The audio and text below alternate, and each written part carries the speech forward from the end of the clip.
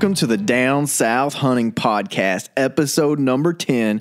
I'm your host tonight, Adam Cruz, and I have with me your co-host, Mike Higman. This is actually the first time that Mike and I have sat down and done a podcast in the same room together, so this is pretty cool. What's up, everybody? Face to face. We're live. Y'all are not live. But no, this is going to be a little bit of a different format tonight because it's just going to be Mike and I talking. We don't have any guests. If you don't like the beginning of our podcast, you might just want to go ahead and hit delete because it's just going to be the two of us. That's totally fine. We get it. Yeah. No guests to bail us out. So we're not going to try to drop too much whitetail knowledge on you. Just kind of talking about what our plans are for the year. We're here at the QDMA National Convention, so we're going to talk a little bit about that. We've had a great time. This is the last night, so we're just kind of closing everything up. Wanted to go over that. And we have Grizzly Bean coffee announcement winners. Yeah, we got 20 reviews, actually 21. So thank you to everybody that put a review out there for us. We really appreciate it. Helps us out a whole bunch. And I can't remember who the winners are. Yeah, we got Kay Bennett. Yeah, Kyle Bennett. We met Kyle tonight. And Shane with a Y. Shane, there we go. Yeah. And at the end of the podcast, I'm going to announce a special winner that I have personally handpicked because I liked his review so much. So you're going to have to wait till the end to hear that one. That's the only catch. Sorry, guys. I can't wait. And so if you're one of the 21, hang tight and we'll get you the winner on that one. Well, so let's kick it off what we learned, what we heard at QDMA. What was your favorite session, Mike? What's the QDMA National Convention? Who's here? The coolest podcasters. Well, they'd invite the coolest podcasters from all across the U.S. Yes, that's true. A lot of media members. Thank you, Lindsay Thomas, who may or may not listen to this podcast still. But, episode number 2, he invited us to come out here and said, hey, you guys should come check it out. And fortunately, we took him up on it. It's pretty cool out here. Yeah, and the panel, well, I say the panel, the sessions were really comprised of wildlife biologists for the most part. There were some hunting industry influencers like Mark Kenyon, Ben Harshnine, Dan Johnson. They were awesome speakers, awesome sessions. If you ever have the chance to go to a QDMA convention, I really can't recommend it enough to you. Yeah, it's a lot of fun. Yeah, and you get to meet a lot of really cool people, and it's and you have time to actually sit down and talk with them. Yeah, I think I said earlier today, I don't know if the cooler part is all the knowledge you get dropped on you about whitetail hunting or just getting to hang out with other people that are really into whitetail hunting. I totally agree. And you learn a lot. I mean, I feel like a beginner when it comes to habitat, when it comes to managing deer herds and all these different aspects of deer hunting. I feel like I'm more schooled up. I want to be more schooled up on strategy overall, and that's kind of where I am as a hunter. But I've learned a ton about habitat and whitetail management this week. Okay, so sorry I kind of went off track there after your first question there, but just wanted to make sure we talked about what QDMA is. So you were asking me what my favorite thing was. As far as a session goes, they have what's called ramblings, and basically they got a panel of 4 guests up on the stage. So there was a couple of them. One was on habitat, and one was on just whitetail knowledge in general. And those are my favorite just because there's no topic. It's basically 4 experts on a panel, and the audience gets to ask questions. So I thought the habitat one this morning was really good. Just the amount of knowledge on it. Somebody asked some crazy random question, and then you got guys just spouting stuff off the top of their head, like how to solve their problem was pretty neat. So for me, that was number 1. What about you, Adam? It's really hard to pick my favorite, but the one I was most interested in and the one I was kind of amped up to watch and listen to was Ben Harshnine on maps. So reading aerial maps, reading topo maps, looking at different, how the terrain affects deer movement, where the best bedding areas might be, where the best stand locations might be, all based off of map study. I kind of, if I do one thing and I like to do one thing, it's really digging into maps. So I was really interested in hearing, Ben go through that, because Ben obviously is a map expert. He owns Huntera Mapping. You should check that out. I just thought I got a lot out of that one. And he's probably a guest we probably should have on here at some point. Most definitely. But one thing cool about being here is obviously you could see like slides and actually look at the maps with him while he's doing it. So that's pretty cool. Yeah, definitely. I think we've talked about having a couple of guests on to get really deep into some maps and maybe sharing some maps with our listeners. So that's more to come. Yeah, definitely something we need to have on the docket. Well, so talk about the upcoming deer season? Is that good? Or you want to keep stay on QDMA? It's all up to you. Yeah, maybe what was the other thing we were going to talk about with QDMA? How about this? Last night was pretty cool. Mm-hmm. We went and hung out with Mark Kenyon and Dan Johnson from Wired to Hunt. Oh. Not to make it sound like we're buddies with them or anything, we actually crashed the Wired to Hunt listener get together, whatever. So that was pretty cool. Those are some cool guys. Really easy to talk to, down to earth guys. So that was a lot of fun. We've hung out with the Land and Legacy guys too, which may not be, they're not big names yet, but they've got a habitat management podcast, which if you're diehard into podcasts, you probably already know about those guys anyway. But if you really like habitat stuff, you're going to like their podcast. If you just enjoy deer hunting podcasts, that's something you should check out as well, because they actually go into some stuff like public land and stuff as well. But they're just fun to hang out with. Really, enjoyed hanging out with those guys as well. Yeah, I agree. What else? Enjoyed talking to all the wildlife biology guys. One cool thing about being here is you got any kind of question, you can just talk to any of the experts from Mississippi State, University of Tennessee, University of Georgia. Who am I skipping? Penn State. All the guys from QDMA, Penn State. Yep. And I'll say these guys are really accessible. So if you have questions on habitat, on improving your property, wildlife biology, you can just reach out to them. I know you can. They're very open and willing to share information. One of the neat things I pulled out of this. So I don't feel maybe weirded out by trying to reach out to some of these guys that you might hear on podcasts or read their studies that they produce in QDMA. I feel really comfortable now with looking these individuals up and reaching out to them and trying to understand more about the questions that I have and getting answers for those questions. This might be like an industry thing, like maybe it's like an insider thing that they share at their study meetings or something. But I feel like every time I've asked them a question and it's not me, they're always like, good question. Maybe that's like, maybe they get tired of something that's a really dumb question. So maybe they didn't. But anyway, they'll make you feel good if you ask them a question. Usually they'll start out telling you it's a good question. And then if you say something wrong, they'll tell you, nope, I think you're wrong there. Yeah. I've been corrected a couple times this weekend, but that's all good. That's learning right there. And I think as hunters, we need to respect the fact that science, like these wildlife biologists, the data they provide, the information they provide to us is all backed off of like scientifically proven, the scientific method. They're out in the field every day doing experiments, and not just one experiment or one study. They're doing multiple studies to come up with the conclusions that they have. So when we argue topics such as moon phase, which I'm not going to get into that, and they come out with 4 or 5 studies to back up their opinions on this, then we need to respect that. We need to take that into consideration instead of just based off of our preconceived notions. And I think the cool thing about most of these guys is they're deer hunters as well. So it's in the right perspective. So when you're asking questions, you can ask questions, how does that pertain to deer hunting, rather than what exactly is the biology of such and such. It's like, well, what does that mean? So that's pretty cool. I agree.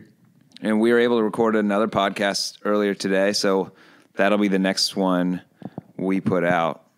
That'll be a little different. Yeah, it was in person, so 4 of us sitting around a microphone. Well. Hopefully the audio quality is good. Hopefully the audio quality of this is good.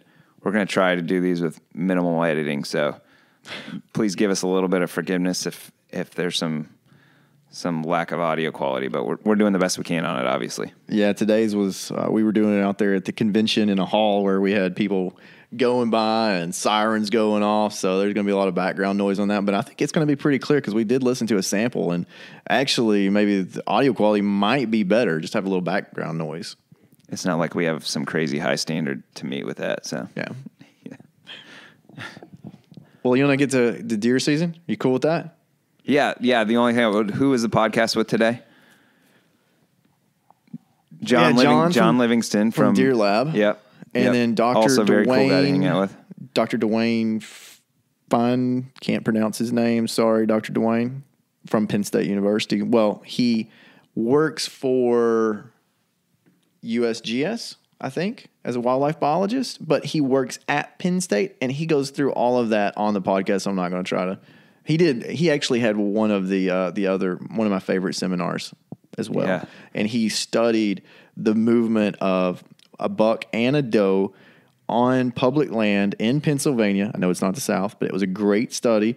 And what the study was is when hunters are coming in to pressure that particular property and to see what the movement of the deer were, where they were going, where they were bedding, where they were hiding, how they reacted to hunter movements. That is going to be interesting, in my opinion.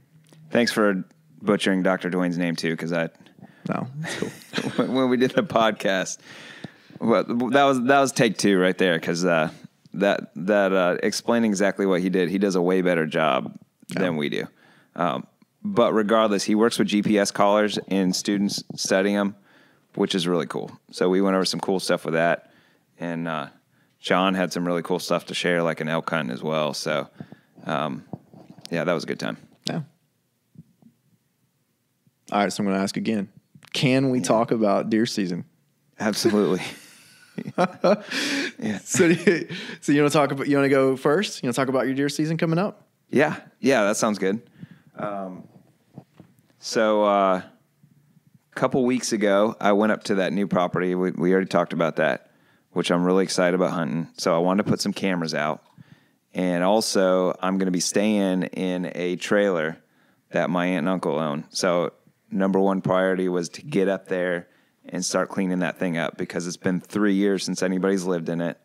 It's got power, but the air conditioning stuff has not been turned on. So went up, put some cameras out. That was pretty cool. Saw, I think it was 5 deer and a couple turkey and a couple coyote just in like a couple hours of putting some cameras out. I bought some mineral, but based on what the former the biologist has had to say about mineral, I went the cheap route, and I bought a 50-pound block of mineral for $10 at the local feed store. So solid deal. Yeah, well, we'll see.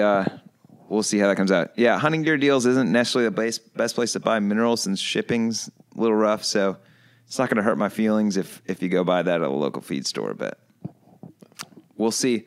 We'll see how the cheap stuff works out. I might update you and tell you I got 0 pictures in front of the stuff. So should be checking that in the next couple weeks. So hopefully next podcast we record, I can update on that. So next up, got to be dark. Went over to the trailer, start cleaning that bad boy out, turn on the AC, and I'm in there sweating profusely. It's, this is Florida, so it's 95 degrees, even though it's dark. And I realize that the air conditioner is blowing air that is not cold. For about 20 minutes, I realized, I don't think this thing's going to work. So I realized that I was going to be spending the night in a nasty trailer with no AC. But nothing. How clean was the trailer? This thing's nasty. Covered in roach poop and mouse droppings. Did you look for live reptiles and insects? Yeah. I mean, because I would have been flipping the beds. You know what? I didn't see anything alive. I did find a dead mouse in one of the bathtubs.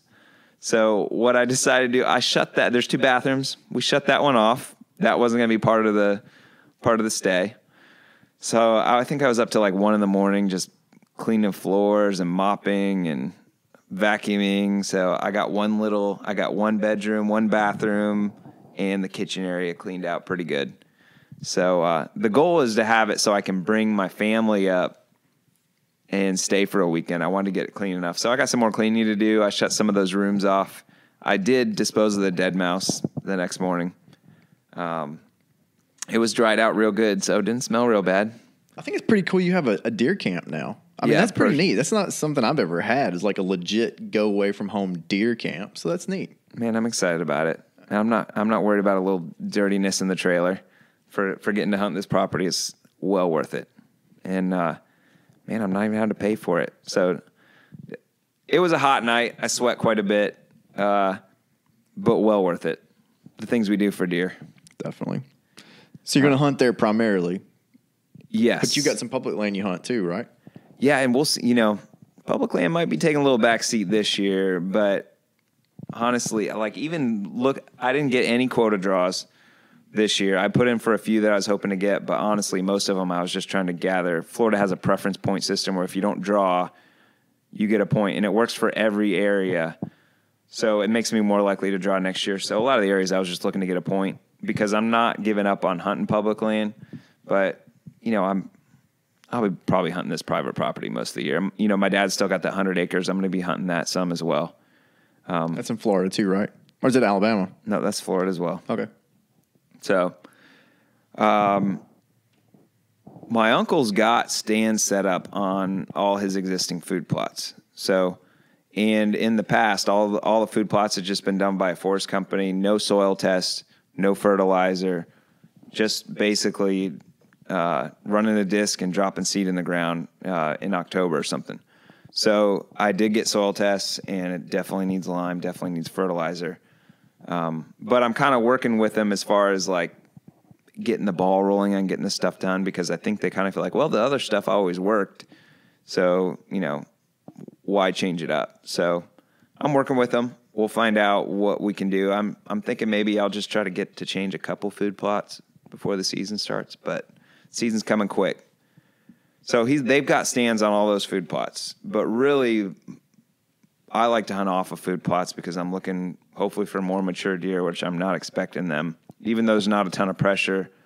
Even in the past, I think we've hunted that place for a weekend about 5 years, and it's been several family members. And out of all those weekends, I think we've seen 2 bucks, and they were probably yearlings, smaller 6-point bucks, which we shot. So what's the habitat like? We've been talking about habitat at QDMA. Do you have pretty good cover there? There's good cover for sure. It's a pine plantation, and so they just thinned a bunch of the pines, which is going to be great for growing extra food. And I believe this year they're going to be clear cutting, which means if this is something that I would be hunting in years to come, that clear cut area could be a really good hunting area. So you might have a serious hunting hole in the next 3. Well, the clear cut starts growing in 2 to 3 years. You be in a nice spot. We've only seen those 2 bucks, but I guarantee there's, on 1,000 acres, there's a lot of bucks running around there. So they're there. I'm planning on running and gunning a lot. I use a climber a lot on the pine trees. But I've also got a lone wolf set up. I'm looking forward to. I just got my lone wolf this year. Picked up a great deal. I won't throw another plug in there. You know where I got it. But I'm looking forward to trying that out. Stick and stand as well this year. So you're a mobile hunter. I am too. One of the things that I think about a lot is, access to my stand and how hot I get, or how cold I'll be once I get so stinking hot and sweaty before I get to my tree stand.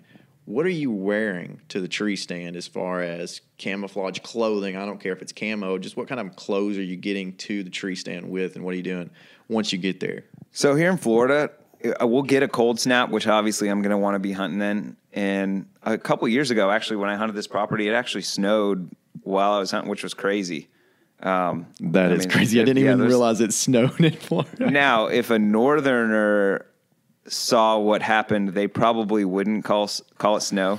Yeah. But I can tell you there was like frozen particles falling from the sky. So I don't. It's like a Christmas miracle. Yeah. And the deer moved real well that morning. But normally, even like in January, it might be a low in the around 50 and a high in the 60s or 70, maybe even 70s. So really, it could be hot any time of the year. So a lot of times, especially bow season, I might be wearing a pair of basketball shorts and like a base layer shirt, some type of wicking material. And then when I get up in the stand, I'll throw like a leafy gear suit over it, which I've got a really cheap redhead nylon. The leafies are falling off of it. But that's just a good way to kind of cover up, mess up my profile a little bit. And it breathes well, right? I mean, it's got like it's just mesh type nylon. material. Yeah. So it's not even mesh, but it's really lightweight and thin. It packs super easy. So I'll wear that a lot during the early season. Or also, I don't get caught up too much in camo. So I got a pair of Gander Mountain guide gear pants. They're just nylon pants that are water resistant. They're actually convertible, so sometimes I'll pull the legs off of them. But I'll just wear those and like a base layer t-shirt and get my thermocell going for those mosquitoes. And I'll try to pick. A lot of times the base layers I've got will have like Realtree camo or something on them. But as long as I try to hunt, decently high up in a tree. Those pine trees, you can usually get pretty high in a climber. There's nothing holding you back. So, I'll just try to get above eye line. But, if I'm like going in specifically for a buck or something, I'd probably cover up a little bit more. That makes sense.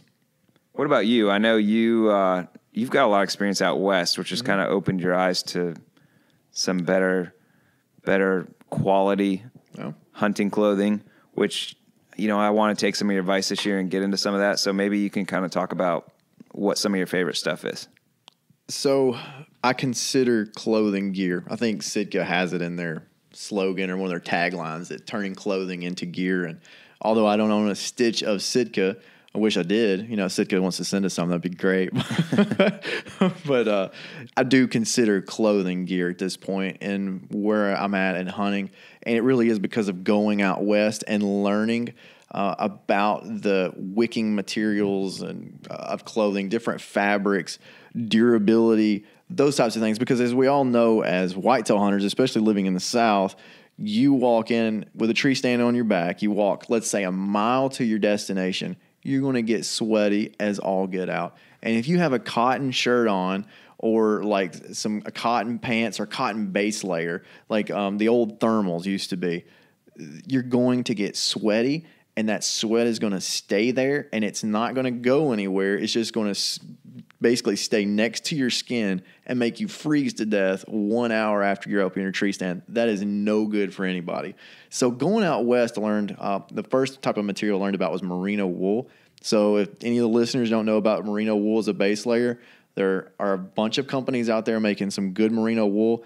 I just recently did a review on ChaseTheMountain.com.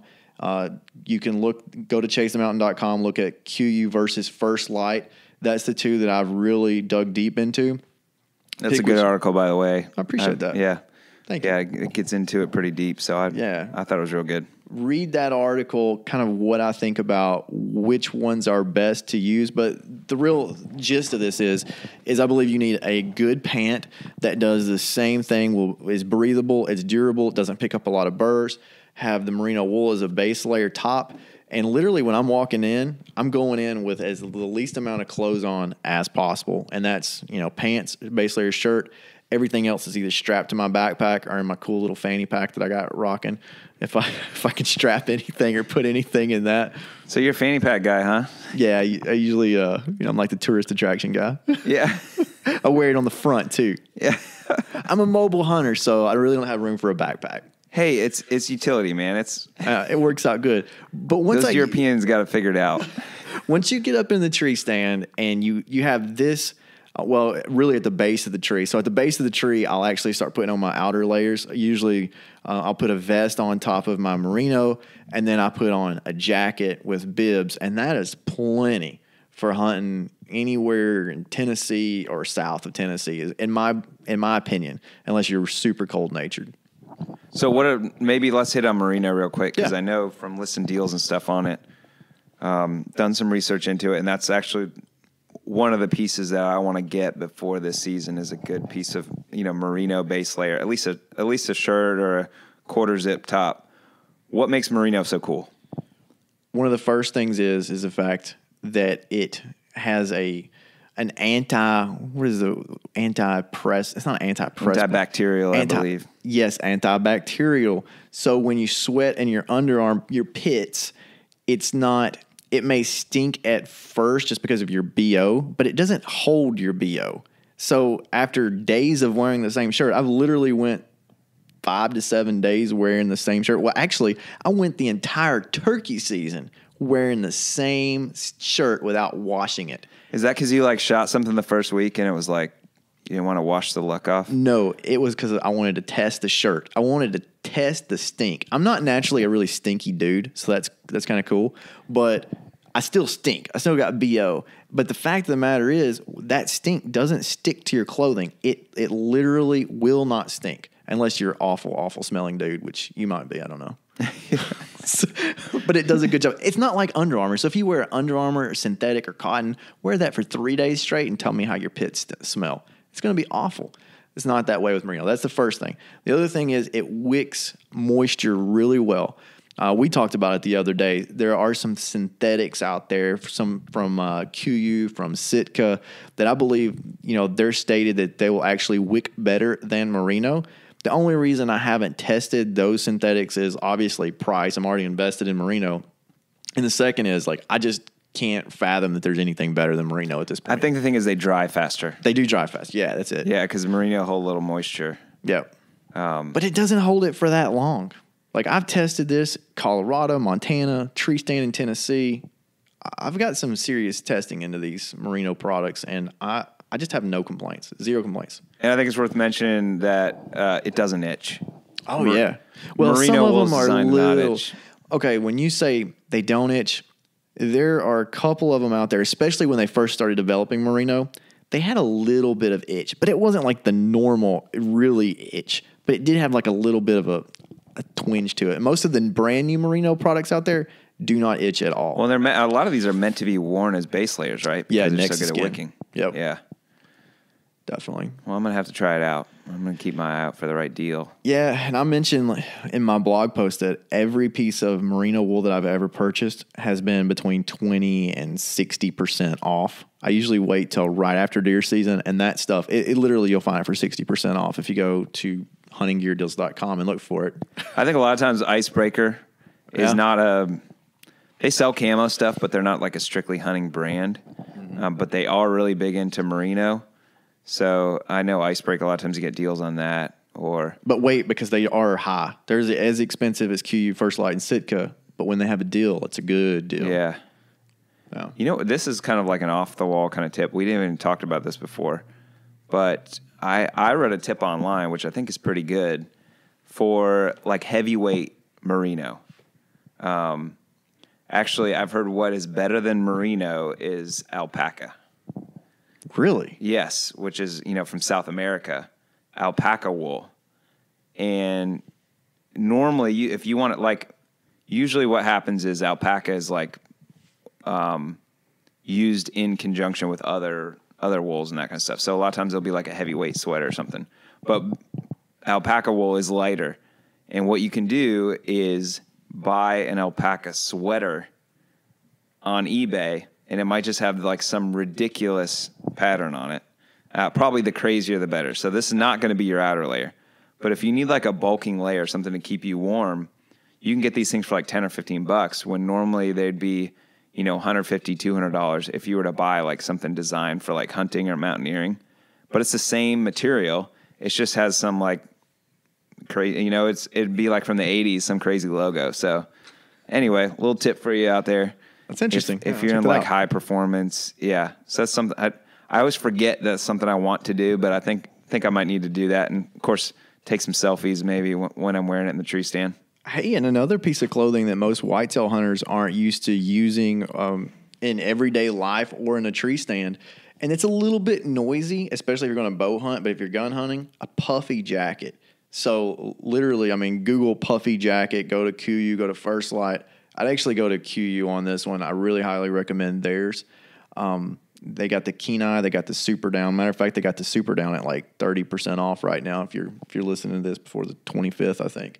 But anyways, these puffy jackets are super lightweight. They pack down into your cargo pocket. So they roll up into themselves into a ball, a little bit bigger than a softball maybe, but you can squeeze it in your cargo pocket, and you have a jacket that is much warmer than your normal everyday jackets that you would personally wear that can fit in your cargo pocket. Put that sucker on. It does make some noise, but it is a really awesome insulating layer. Well, one good thing down in the South is usually when it's late season, it's cold like that. It'd be gun season. Yeah. In which case, a little noise wouldn't kill you so much as it would like during archery season. So if you're a gun hunter and you're looking at long sits in the stand, that might be something.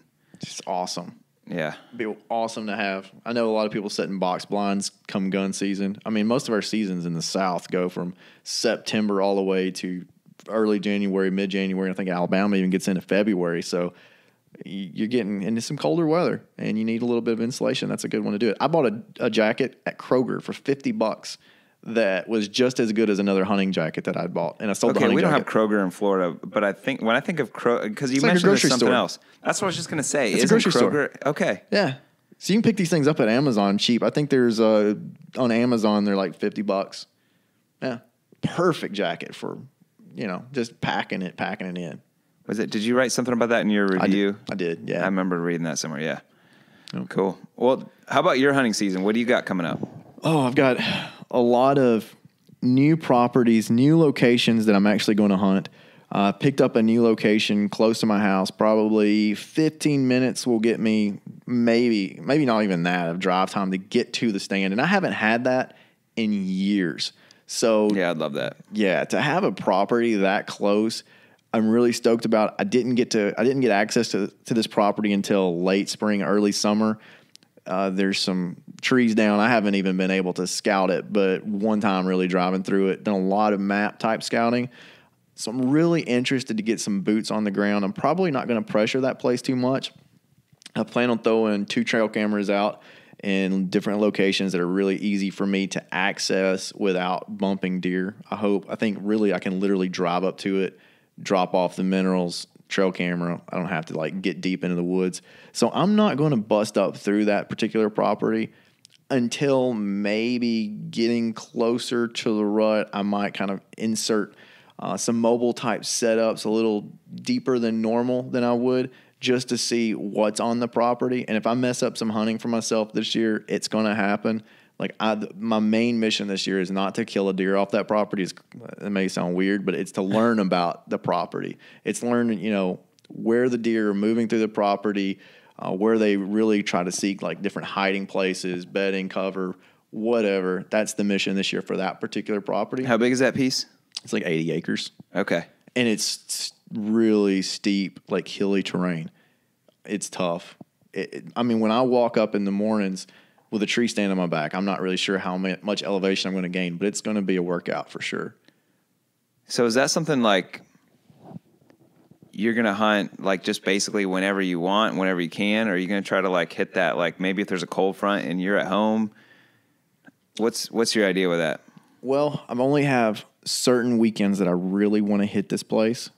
I've scheduled in my own mind right now my rut hunts for back home. So down in the southern part of Tennessee. Okay. I kind of know that area a little better.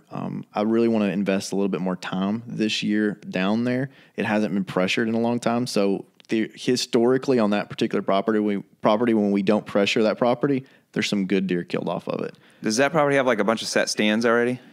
It doesn't, but we're going to hang some. It did have some set stands, but we pulled them all down at the end of the year. So we're going to hang those actually within the next 3 weeks if I can get down there and catch my brother. My brother and I, we usually hang the stands together. Okay. And that's your parents' property? It is. It's inherited property passed down from, I don't know how long it's been in the family. Probably Does anybody live on it? Yes. My whole family lives on it. Oh, okay. Yeah. They all live on the edge of it. And we all hunt, or my uncle runs cows out there. My dad runs some goats out there. So it's kind of more of a cattle farm than anything. It's a lot of fields, but it also looks a lot like the Midwest in the fact that it has a lot of fingers of woods. It has some really good cover off the backside of it that we actually have access to hunt. We don't lease it. We just have permission. We've always had permission to hunt there. So it's at least a couple of hundred acres of huntable. Yeah. It's nice. It's a nice property. I wish I lived closer, honestly. How many guys are hunting it? It ranges. The last few years, just my brother and I, and sometime our cousin will go. Okay. So that's really about it. It's about 3 guys. Yeah. Not bad. And there's been years where no one hunted it. There was a time where we didn't hunt that place for like 2 or 3 years. And my little cousin, he overslept one morning. I think it was getting close to Thanksgiving, somewhere around our rut. Anyways, he oversleeps. He just goes to some random pine tree, sits under that. A 150-inch deer walks like right up to him with, I can't remember. He'll have to tell me. Maybe an hour or 2 hours been sitting there, and that was it. Just walks up to him, bam, gets him. So, man. But that's what happens when you don't pressure a property for a couple of years. You know, you give the deer time to grow.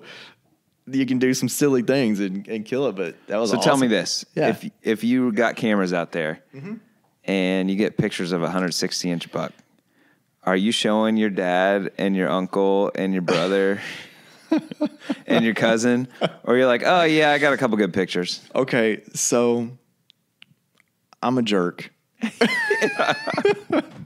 And they may actually. You mean you're a deer hunter? I'm a deer hunter, and it would strike me, and I might want to keep it close to my vest. Maybe just like a week, give yourself a shot, and then be like, hey guys, check this out. No, I'd show everyone. Yeah. But it would hurt. Good for you. You know what? It would feel good to show everyone, but it's like, oh no, everyone's going to start hunting the property again.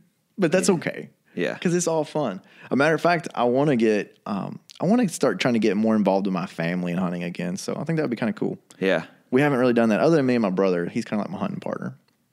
You take your kids down there and do like squirrel hunting and stuff, or? My dad usually takes them squirrel hunting while I deer hunt. Again, I'm a jerk. I'm so greedy with my time. My dad doesn't deer hunt anymore, so when I go down there, the kids love getting with their pap, and he takes them around. Hey, you don't want to get in the middle of that. That's like their thing. It is. They enjoy it too. My boys love it. It's a good bonding experience for them, and it's great for me. So that's the two main properties that I'll hunt. I'm going to try to hunt some public land that I've never hunted before in Tennessee this year. It's a little bit of a drive. It'll take me about an hour to get to the area, to the location. It butts up against a lake. And there's been historically some pretty good deer killed off there. It's just finding the right access and maybe some agriculture areas. So what I'm going to try to do there is probably only hunt it during bow season. After bow season, I won't be back there. You can like try to go in blind, or are you going to scout that ahead? Yeah, I got a trip scheduled. Me and a buddy are going to drive down there, look for some access points, try to find where some agricultural areas meet the public land, and hunt those edges. That's kind of our plan. So that's really what we're going to do. We're going to get as deep as we can in agriculture, meeting the public land, where we can access it, and hunt it during bow season. That's it. And then you got maybe going out west? Maybe going out west. That's to be determined. I've had this this elk hunt planned all year, and I think it might fall through. And if it falls through, then I got a backup plan. Yeah. Well, we already said on the podcast, I think it was the first episode or second episode. North Dakota. Making me hooking up with Alex Comstock out there. Yeah, I was being a little greedy. Definitely. Then I was going to go on 2 trips, and that's not happening. It's one or the other. I'm either going to North Dakota or I'm going to Colorado, Lord willing. Yeah. Maybe sometimes the wife, you just got to start with like high and then like start giving stuff up, and it seems like maybe not quite as much. There was a time where neither one of those trips would have happened. So now it's like, hey, I'm going to go on both these trips. No, you're not. You're going on one. Okay. Yeah. That works. Yeah, that never really seems to work. Usually, here's the thing is, like, I can complain about, not having enough time. But, man, 4 kids, it's, like, so busy, So usually it ends up, I plan on, okay, this is how many weekends I'm going to hunt. And I try to put those on the calendar, but inevitably something comes up. Yeah. But also inevitably, like, I figure out, like, I got a couple days here, a couple days there, so it all works out. I know last season for sure, I was definitely satisfied with the number of days I was able to go. You can never go enough, but I saved days to take off this year for deer season, and I haven't done that in years. So, I mean, you know me. I mean, maybe a lot of listeners don't, but I'm a turkey hunting fool. I love the turkey hunt. So every day that I can take off to hunt has been dedicated to either going out west or west and turkey hunting and the family. So usually if I have 15 days, I'll split it up to where it's kind of like half and half hunting, half family. And holidays, I try to stay home with the family and be like some good family time.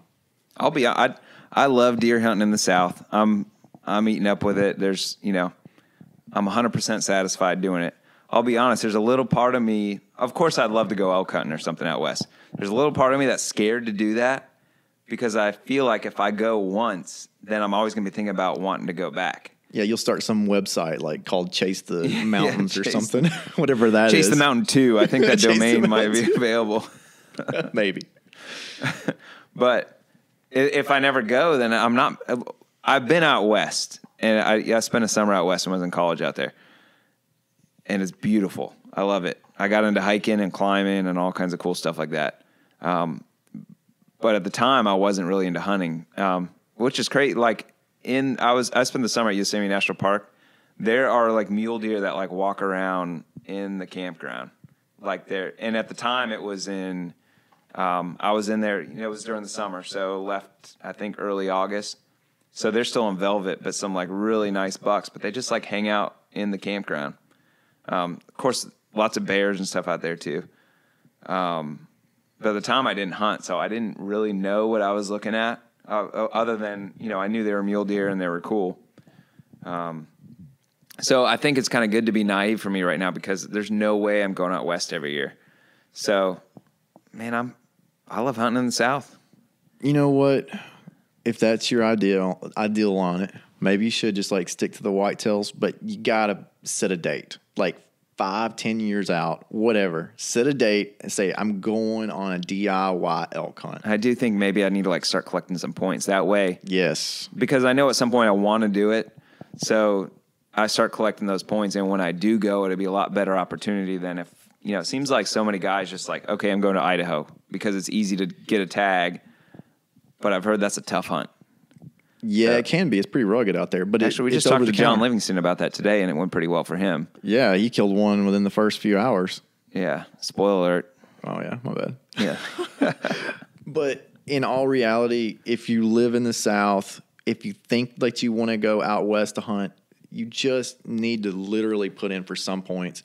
It's not that expensive. It can be. I mean, you can spend $10,000. I'm pretty sure Randy Newberg probably spends that much. I think I've heard him say that. That's a write-off. Yeah. I mean, I think I spend maybe $120, $150 on points. I'm not getting that money back, but it's a good investment to have.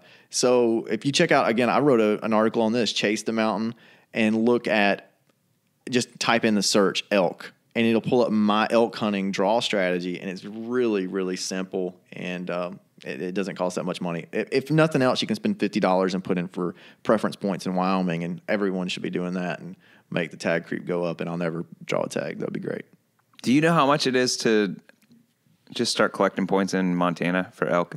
Yeah, offhand, I couldn't give you an exact figure, but I do know, I'm pretty sure you have to buy the license. So, but you get that refunded. So it's like $800 something right there. That's the elk tag. Then I think you pay $50 for the point. And so what you do is you just say you want the point and not the tag. So they take your money though, but then they give it back. Other than the $50, like you lose that $50, but they give you your $800 back. I think that's how Montana works. I didn't do any research beforehand. I have true one tag in Montana, and that's the best I can remember. I mean, Montana sounds pretty cool. Oh my gosh, man! Like I've been to Colorado. So does Colorado. Colorado, it's okay. And Utah. Colorado was fun elk hunt. When I went to Colorado the first time 10 years ago, we were covered up in elk, and maybe it's the fact that it's more congested with hunters, a lot more. I don't know what's going on, but as far as the landscape of Montana, there's just nothing that beats that when you're searching after mule deer or elk. It's unbelievable. And I know there's some killer whitetail hunting out there too. Yeah, but I feel like if I'm going to go out west, I probably need to go after elk. I mean, you do. That's in bow season, deer in the rut. Don't even worry about no rifle nonsense. Go during bow season, during the rut. I mean, if you can't get around, go in rifle season. Yeah. And I do have a plan to rifle hunt if I don't freaking kill an elk soon. Yeah. So I'm about to bring out the big guns. Make it happen. But, yeah. So what else do we want to talk about?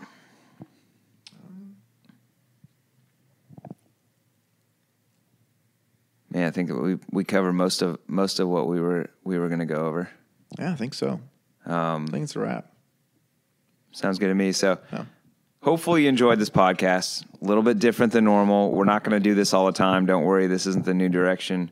We know we're not professional hunters. So maybe we'll do like a rut update or something. Or I'm sure we'll do some updates on our own season, and there'll be some stuff in the intros and outros we do. We'll, keep everybody updated, but at the same time, I think the reason most guys listen is because we've been able to get some good guests, and we're going to try to keep that going. Yeah, of course, if people like this, let us know. Yeah. Well, hit us up on social media. Let us know what you think about this episode, good or bad. I guess if you really didn't like it, you probably deleted it by this point. But if you made it through this whole point and you didn't like it, let us know. Please review us, not on this episode, but just on our normal stuff. 21 reviews, pretty good so far. What else, Adam? Well, I'm announcing the other Grizzly Bean coffee winner, Ty 944. And I want to tell you why I'm going to announce Ty 944. I'm going to read the last part of his review. I like the podcast. Wait a minute. I like that your podcast isn't doing that. You guys have a great thing going. Keep it up. Chase the Mountain is legit. That's our newest sponsor. I'm going to tell you why. I look at it often, usually when I'm at work. That's my kind of guy. So Chase the Mountain is the new sponsor because Grizzly Bean Coffee has been dissolved into the coffee world. And this will be the last of the Grizzly Bean coffee that I send out. It's going to be freshly roasted this week, but it will be the last batch that I plan on. Now, I'm not saying we might not make a reappearance in the world, but it's the last batch I plan on for a very long time. And Chase the Mountain will be the primary, secondary, whatever sponsor on my side of the house. Check out the blog. I can't believe Grizzly Bean didn't blow up being a sponsor of this podcast, but I know. We actually have some really good stats on downloads, so we thank all the viewers. Obviously, you guys just maybe not coffee drinkers. Yeah. Or didn't want to pay $16 for a bag of freshly roasted coffee. All right. Hey, if you think of a cool tagline, something, I know it's going to be tough to come up with something better than do something cool. Oh, it's horrible. Hit us on social media for that too. Or email us. If you're not a social media person, that's cool. downsouthhunt@gmail.com or use our website to contact us. Anyway, we're looking forward to hearing from you. We talked to some people here at the show that listen to the podcast. We appreciate the kind words from those guys. Hey, one of the reviews was a girl. So thank you, ladies, for listening as well. Yes, thank you. And have a good one, everybody. Till next time. I'm not going to say the other tagline. Send us something better. That's their tagline now.